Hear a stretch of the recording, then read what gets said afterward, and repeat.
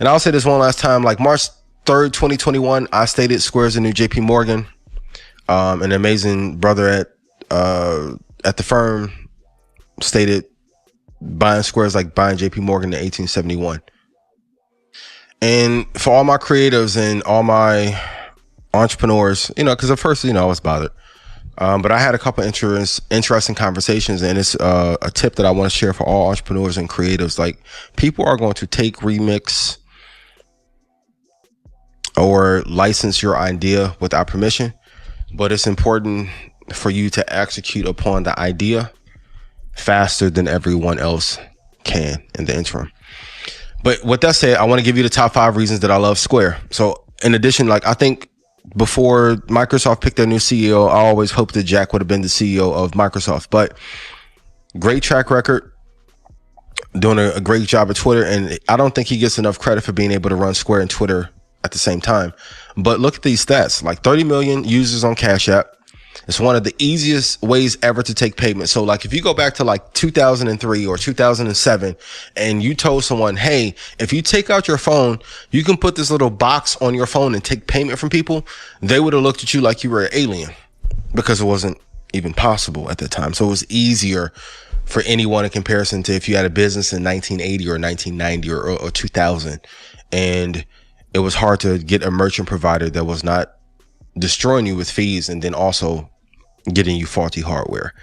It's it's better than FIS, ADP in comparison, GPN, 13.17 billion in revenue, only 7.03 shares are sold short at the time of this writing. And I said months ago, like, the reason that they acquired Tidal, I think they have an incredible way to get data at scale in terms of demographics and psychographics that other companies cannot have. So like, now if someone in Oakland is a huge fan of Meg Thee Stallion, they can see that their purchase history is in alignment with someone who likes a certain business, they can then have certain integrations there to make custom product offerings that other companies that are competitors of theirs that cannot. And now with the announcement of the new company that they're building tied into crypto for that open developer platform at scale, I think over the next like 8 or 9 years that they should hit 450 to 512% growth from here. Here are my 7 favorite tools to get an edge in the market. Please write these down because these are super damn important. Number 1 is hypercharts. Let's check this out.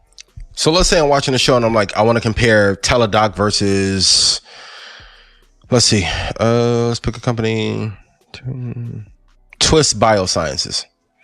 This will allow me quickly to be, so this is revenue. So Teladoc's revenue is in blue, Twist is in red. And let's say I add Affirm, which is in yellow. And then let's say I want to add Amazon in green. So of course, Amazon dwarfs everything.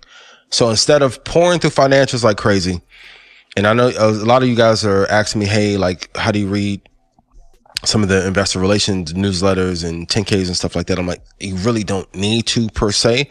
But even if, of course, if I add Apple dwarfs most competitors. Or let's look at this. Even if we compare Apple, and we come down here,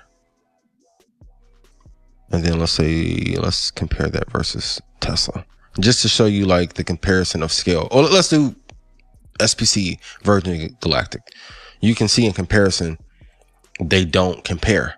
So if I'm looking at revenue, profit margin, things of that nature, I can quickly use this site to be able to see how much better one is doing versus another. Or if I look at Target is an amazing stock, amazing company, but you can see Apple dwarfs that. But Target is a company that I do recommend. If I want to look at gross profit, let's look at this. Apple is still beating Target.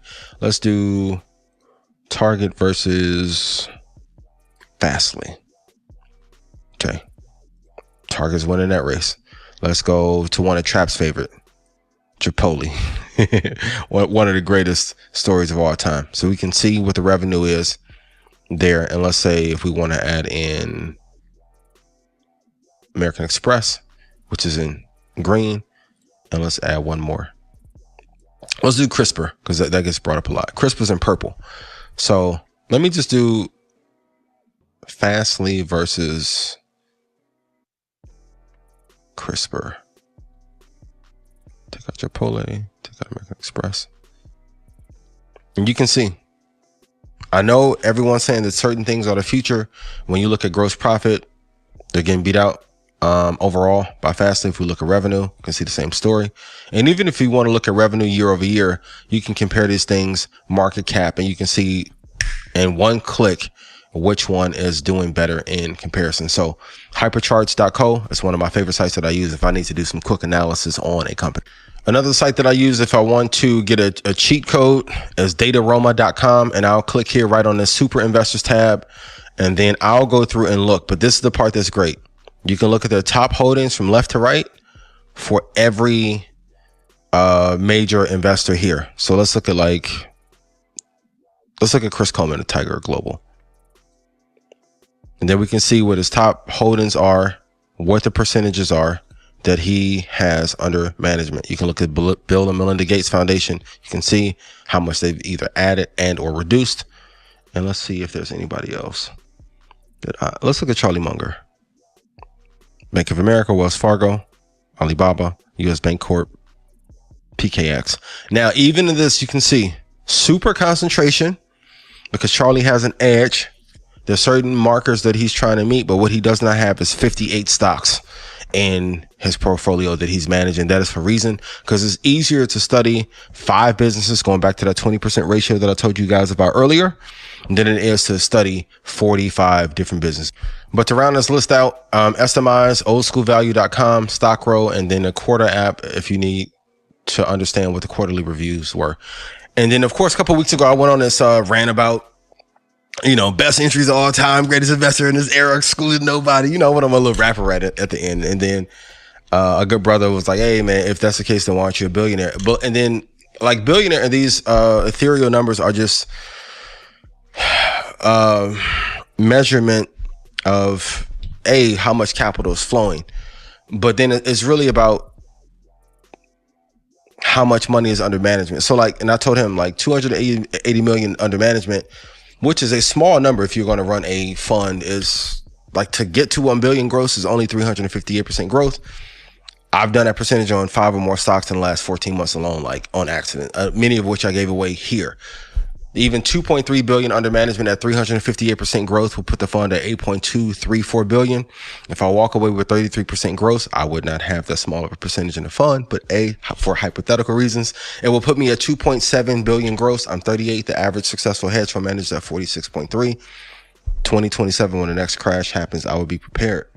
So what if all this time, my plan was just to give the picks away for free. So then by the time I do have the fund, then people already have the money to put into the fund. But that's another point that I'll talk about another time.